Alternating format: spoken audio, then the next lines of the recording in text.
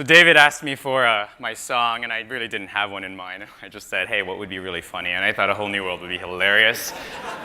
A little bit embarrassing, but hey. Anyways, I guess this is me. I am an artist, first and foremost, but it wasn't always that way. Actually, growing up as a young kid, I was maybe the most ordinary person out there, and stereotypical. So I was, let's see, I'm Asian, so I was good at math and physics. I did martial arts. I played the violin. Unfortunately, I was not good at any of those three. So that led me throughout my entire life to try to pursue and find something that I was really good at, and it took quite a little bit of time. But one day, a girl broke up with me while I was working in a mine in Winnemucca, Nevada, Canadian, and I discovered photography. And so photography was something that I pursued with a passion, and I really wanted to stand out. I really wanted to be good at something in my life, and photography, for some reason, seemed to be that one thing that I gravitated towards. So when I first started out my photography, it was all about trying to make the best out of what I had available. Just like in a startup, you try to get the maximum results with the minimum amount of effort, with the minimum amount of resources, rather. And in my case, that meant using myself as a model initially, whether that meant photoshopping a head coming out of my own body, cloning myself multiple times. These were shot in my bedroom, or trying to create a fake Milky Way while standing out in the outside, in the outdoors. And then as I got a little bit better, I finally was able to convince my friends and family to, unfortunately, model for me. So my girlfriend at the time, we found an excavator, and she performed a nice back arch, going around looking for interesting places around the environment, graffiti with pieces of newspaper that we toss up into the air, or transforming my tool shed into a fashion studio. And so, once again, it was about trying to see the world differently, about trying to make do with the best that I had available, and transform the world around. And then over time, I discovered something really interesting. It was that if I started doing things in reality, if I started sharing the process of how I created my work, well, I was able to get a lot more traction, because people are always curious to know how things are done. They're really curious to know that if you put liquid latex on someone's face, that if you don't put Vaseline first, it's really hard to take off. They really love to find out that if you use flour and toss it around, that studio just takes months, years to clean up, or that dry ice can be used to great effect. So things like that helped me build a following within the photography world. And before I knew it, I had a pretty solid niche audience, and I felt that I could quit my day job, which I did. And so I was creating work like this at the time. It was pretty unique. It stood out from among my peers. And the photographers that were following me were really interested in learning more about the process. And that was something that I wrote out, and I was like, hey, if this goes well, I can make a career out of this. And so I'd go around doing crazy projects like this. This was a piece of Kevlar rope that we dipped in fuel, lit it on fire, dragged it across the ground. No one else was creating stuff like this. But unfortunately, what I discovered along the way was that just because I was doing good work didn't necessarily mean that it was work that was getting seen. So this, for example, it's well lit. We have 3 cool characters, and the photographers were really interested in learning the lighting setup. They wanted to hear how we went in the woods, took a machete, hacked down pieces of trees, and then hot glued that onto pieces of muslin cloth, and created papier-mâché horns to create characters. But the rest of the world didn't. And I think it's because there was no good way for people to discover the work. I mean, you can't say 3 tree people in a big tree. It just isn't quite that compelling. Similarly, work like this, which is some of like my favorite, this is like one of my favorite photos in my portfolio even today. It just, it doesn't quite translate into words. I can't say a woman in a bird costume on a rock. It just, the beauty and the imagery just doesn't translate. And so that was a really important lesson to me. And although I was able to find really interesting models with my work, I was never quite able to escape my niche. And so I didn't really want to give up, though. I think it's a lot about just persisting and trying. And I just kept keeping in mind that if I wanted to survive as an artist, I had to get my work seen by people. And I just kept challenging myself to do different things. And one day, my parents dragged me on vacation to Bali, and I say dragged because I really don't like going on vacation. I quite like working and coming up with new ideas. And they dragged me, and they said, hey, do you want to go diving, Ben? And I said, well, I haven't dived yet, so I guess that wouldn't be too bad of an activity. So we ended up going on a vacation in Bali, and I found out that there was a shipwreck. And then I said, if there's a shipwreck, I need to get a motto down there. And so we ended up doing a photo shoot where we tied a model 30 meters underwater to a shipwreck in Bali. And now, this was the first time that a project that I had created actually went viral.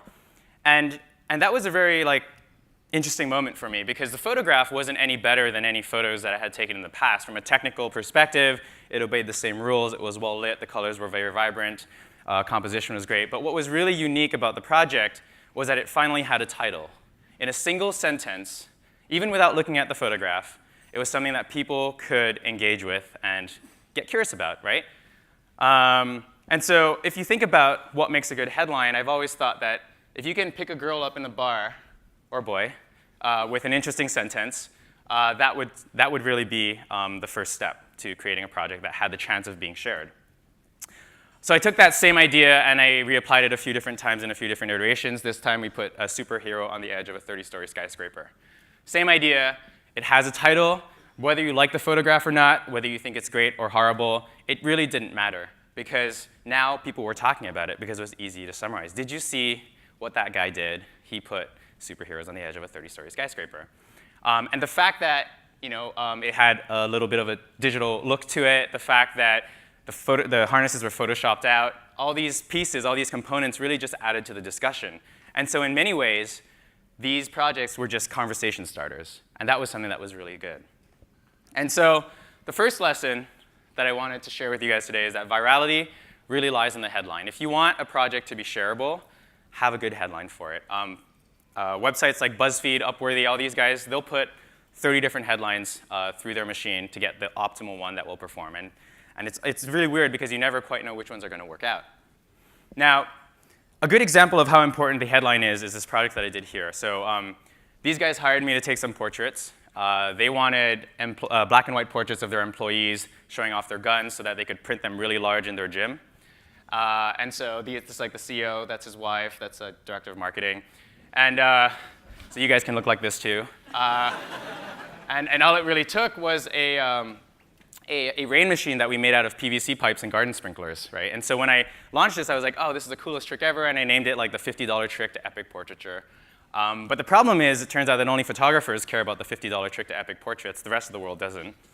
And so I really wanted this project to do better, so we rethought the whole idea, and on the 1st of January, we decided to relaunch the project. Why the 1st of January? Because that's when everyone makes their New Year's resolutions to go to the gym that they never keep.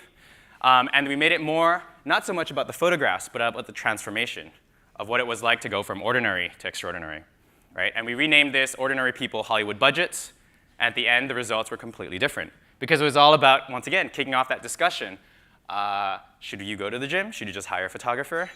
So that was something that was really interesting. Now, as a result of my success in creating these viral campaigns, I eventually started getting proper work from it. I got my best paid gig from a cell phone company called Huawei. They're one of the largest manufacturers in the world out of China. And as a result, I got my face nicely plastered on the side of a bunch of billboards and made a ton of money. But rather than be really excited about this prospect of earning a lot of money, I actually almost quit photography over it, because this is about 2.5 years into my career, and I came to the realization after this project happened that if this was all I had to expect for the rest of my life, which is do more campaigns to earn more money, to do more campaigns to earn more money, it didn't really feel like a spot I wanted to be in life. And so I started thinking, what's the point of creating all these projects? Really, I'm just creating a novelty product. It's super popular for about a week, or maybe the life cycle of a product. It gets picked up, it moves product off the shelf, and that's it. It's over. And that concept of just being a novelty item was something that didn't sit well with me. And so I started thinking back to the projects that really touched me the most, projects that had value to me. And it all starts with this little girl called Eliza. She was dying of a terminal degenerative brain disease. She was 3 years old at the time, and her parents were trying desperately to raise money in order to fund a clinical trial for her. And they had done all the traditional methods of raising money, golf clubs, fundraisers, selling cookies on the side of the road, whatever. And they were like, we're not going to earn enough money in time. So they just started reaching out to strangers online, seeing if anyone would be willing to help them make a viral video. And I got this email one day asking for help, and I was like, well, raising $1 million sounds pretty hard. I've never done it before. I got nothing to do in April, I might as well. So I reached out and I said, hey, I'm not a videographer, I'm a photographer, but if you guys don't find someone better, I'd love to come along and help out. So I flew over and slept on their couch for 10 days and we made a video. And in a month, we raised $1 million. And in 2 years or something, we raised $2 million.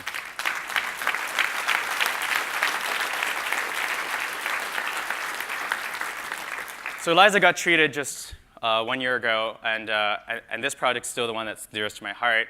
It doesn't even have anything to do with photography, but it had impact. And more than the money it currently raised, it still remains the most powerful communication tool that they have. It's something that has really survived the test of time, something they can still take out there and fundraise for other kids who need it. And that was something that was just really, really important to me. And I wanted to do more of these type of projects. I wanted to do more projects like these that fed my soul, that made the world a better place, but that also didn't just fade away with time. And so I started tackling different problems whenever I could find them. I connected with a group called Second Harvest. They're a food bank that tackles first world child hunger. 1 in 3 children in the Silicon Valley struggle with food insecurity, and it's pretty ridiculous in a place that houses over a dozen billionaires. And they've been active for dozens of years, and so their story has been told and retold and told many, many times. And so I proposed to them to create something that they just had never done before. Like, why not do something fantastical and showcase children going through great efforts to getting access to food? So we took a kid and put him on someone's head as he was pretending to climb this industrial freezer, which is one of their warehouses, and made a story out of that.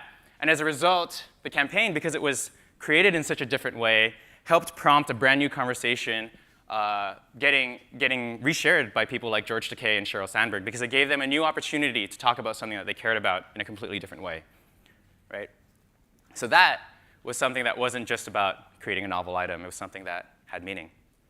Along the way, I did other projects, taking all the past experiences that I had done. Apparently, people really like it when you tie girls underwater. So we tied this model underwater. She's a free diver. She could hold her breath for 1.5 minutes. She had never swam with sharks before, but we thought it would be really cool to do a project to raise awareness for shark conservation. And so once again, most shark conservation imagery is all the same that you've already seen before, the Nat Geo stuff or the really horrible documentaries that you'll look at. And what happens is nobody really looks at that unless they actually care about it. So how do you connect with a new audience that has never heard of the problem before? You have to speak their language. And so that's what we tried to do. We tried to speak the language of the internet, saying, hey, we tied a model underwater while sharks swam around. And that prompted a whole new series of discussions around, wait, how did she do that? Is it actually safe? Can you swim with sharks? Yeah, there are over 400 species of sharks, and only a few of them are dangerous. There are over 100 million sharks killed every year for maybe 3 or 4 fatalities a year on the human side. So this really helped prompt a conversation, and the result of that was that it hit the front page of Reddit 3 times, 2 million views in 24 hours on Imgur, 80,000 plus petition signatures to support the creation of shark sanctuaries in Malaysia. So this created quality conversation. It wasn't just about likes. It wasn't just about shares. It wasn't just about page views. It was about making a difference. And the last example that I have is one of my favorite projects. It's where we put a mermaid on 10,000 plastic bottles. I shot this, or I started creating this project the day after my sister's wedding. I was visiting in Montreal, and my mom was trying to look for a wedding dress person to tweak her dress. And it turns out that she made mermaid tails, and my mom's like, hey, this girl makes mermaid tails, Ben. You should do something. And I was like, what? So I saw the mermaid tails, and I'm like, these are so beautiful. I really want to do something. But I had the intention that every project that I did, ever since that commercial project, every project that I wanted to participate in always had to have a social impact component to it. And so we decided to do something to raise awareness for plastic pollution, finding a recycling center that would be willing to lend us those bottles. So I want to just show you that video, what that looks like really quickly.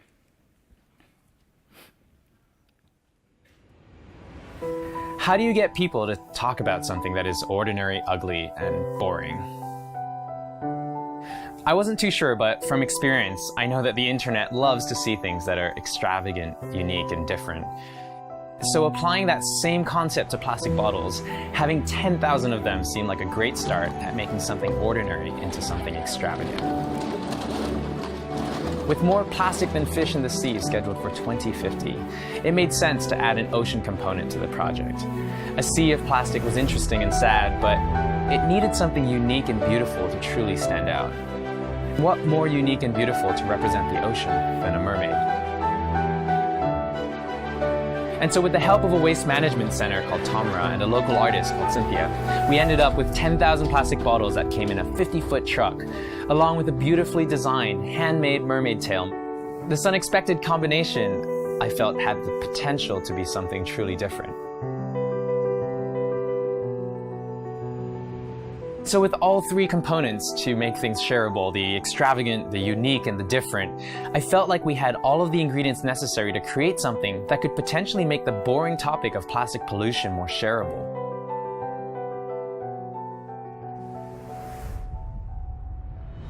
As the shoot deadline creeped forward, dozens of volunteers joined us in our quest, contributing whatever they could, from helping us clean and delabel thousands of bottles, to rigging up my camera to the ceiling with plywood and pulleys, to borrowing a 52-inch TV from Costco. For the mermaid, talented artists came together to transform our beautiful model into a believable mermaid. And before I knew it, all the pressure was on me, waiting to see if the concepts would work or just be flushed down the drain.